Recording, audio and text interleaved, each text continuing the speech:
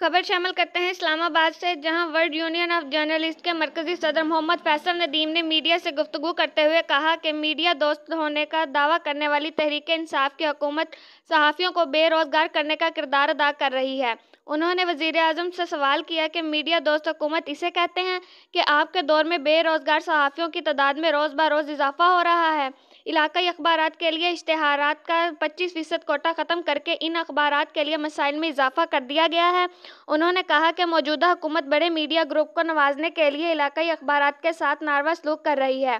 انہوں نے کہا کہ ورلڈ یونین آف جرنلسٹ اپنے صحافی بھائیوں کو تنہا نہیں چھوڑے گی اور ان کے حقوق کے لیے آخری دم تک لڑے گی۔